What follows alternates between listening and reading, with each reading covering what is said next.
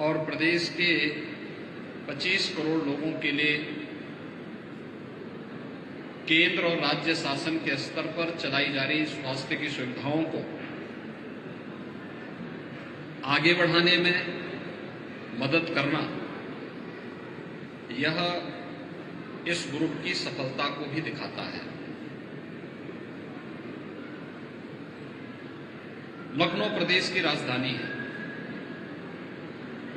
और केवल उत्तर प्रदेश ही नहीं बल्कि आसपास के देशों और राज्यों से भी बड़ी संख्या में पेशेंट यहां आता था। उसे उपचार की सुविधा प्राप्त हो, इसके लिए यहां पे अच्छे हॉस्पिटल हों, यह आवश्यकता महसूस हो रही थी। और मुझे प्रसन्नता है कि अपनी स्थापना काल से ही मेदांता ने डॉक्टर नरेश त्रेहन के मार्गदर्शन में, डॉक्टर राकेश कपूर के नेतृत्व में एक स्टैंडर्ड बनाया है और उसको लेकर के वो निरंतर आगे बढ़ रहा है।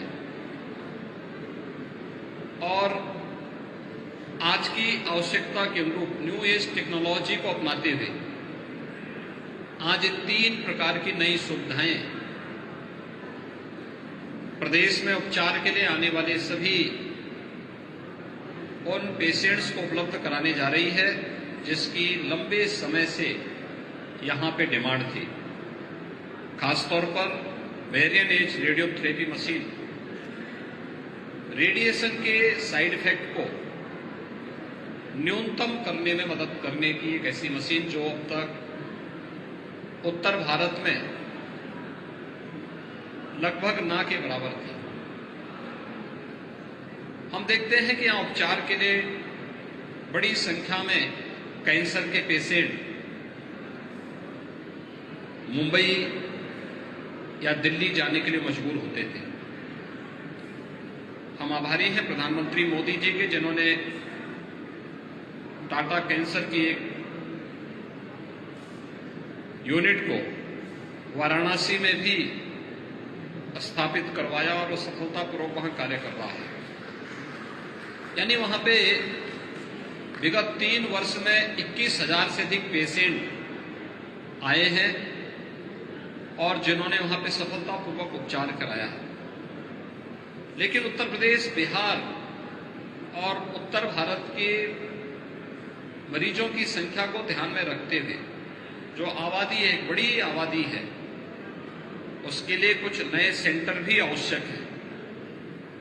यद्यपि लखनऊ में राज्य सरकार के स्तर पर पहले से एक कैंसर इंस्टीट्यूट कार्य करना प्रारंभ किया है, लेकिन कॉर्पोरेट क्षेत्र में भी इस प्रकार के, निजी क्षेत्र में भी इस प्रकार के हॉस्पिटल में सुविधाएं उपलब्ध हों। आज जो सुविधाएं यहां उपलब्ध हुई है, मैं इसके लिए मेदांता ग्रुप को, डॉक्टर त्रेहन को, डॉक्टर राकेश कपूर को, पंकज साहनी और वेदांता ग्रुप से जुड़े हुए जितने भी उनके पदाधिकारीगण हैं, उन सबको हृदय से धन्यवाद देता हूं। यहां पर नई कीमोथेरेपी इकाई के वार्ड को भी हम लोगों ने भी निरीक्षण किया है। अक्सर होता है जो पेशेंट कैंसर से पीड़ित होता है, आज तो उतना फिर भी सरकार का सहयोग हो चुका है, अनेक स्कीम चल चुकी है। प्रधानमंत्री आयुष्मान भारत की योजना हो या फिर मुख्यमंत्री रिलीफ फंड से ही लोग पैसा लेने के लिए आते हैं, तो हम लोग बिना भेदभाव के मुक्त हस्त से उस हर पेशेंट के लिए जो जरूरतमंद है उसको धनराशि उपलब्ध करवाने का कार्य करते हैं। और इसमें हमारा प्रयास होता है कि उपचार के अभाव में कोई व्यक्ति दम न तोड़ने पाए। इसके साथ ही हम लोगों ने जरूरतमंद लोगों के लिए मुख्यमंत्री जन आरोग्य योजना में भी एक स्कीम हमने चलाई है कि जिसमें प्रतिवर्ष 5 लाख रुपए की स्वास्थ्य बीमा का कवर उसे हम उपलब्ध करवा सकें।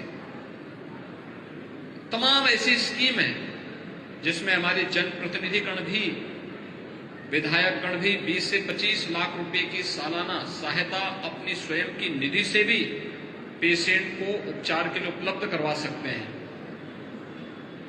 उन स्थितियों में क्वालिटी हेल्थ सर्विसेज आज की आवश्यकता है, और वह यहां पर हमने देखा अभी केमोथेरेपी की जो नए वार्ड को और नई यूनिट को यहां पर हम लोगों ने अभी उसका निरीक्षण भी किया है।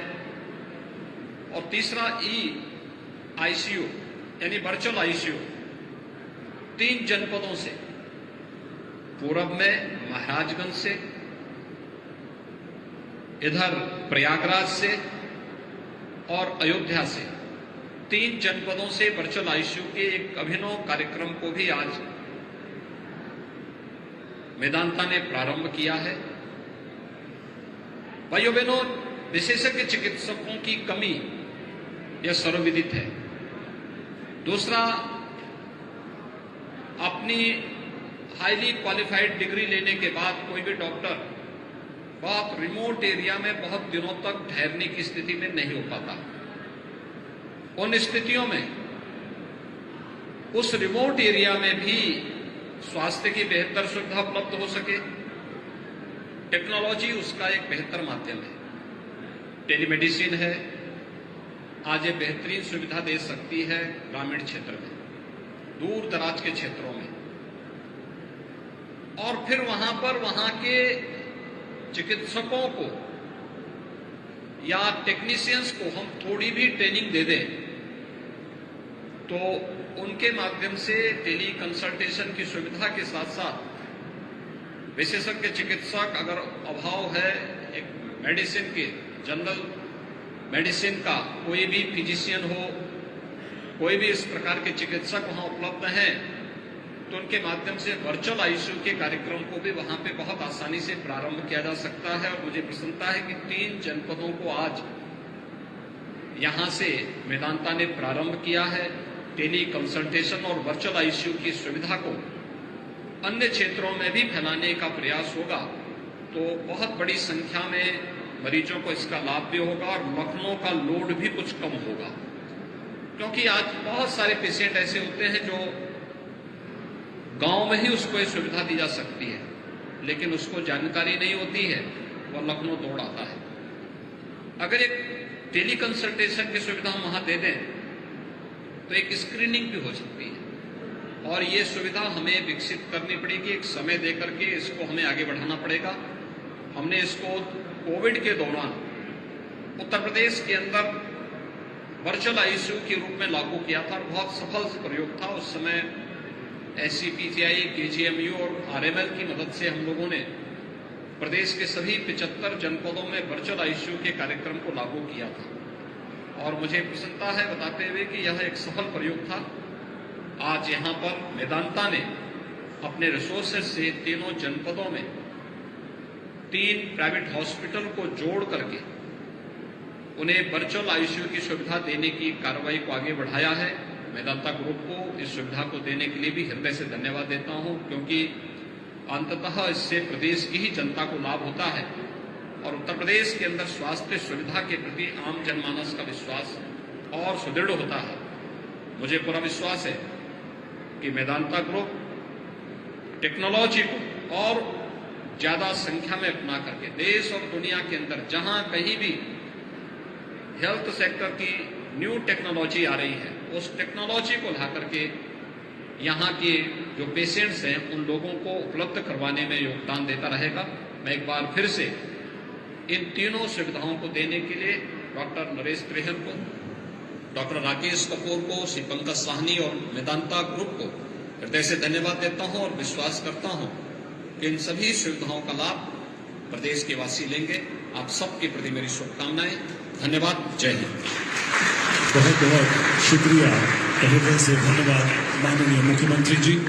और सभी को स्वास्थ्य लाभ मिले ऐसा आशीर्वचन अभी हमें माननीय मुख्यमंत्री साहब से मिला है।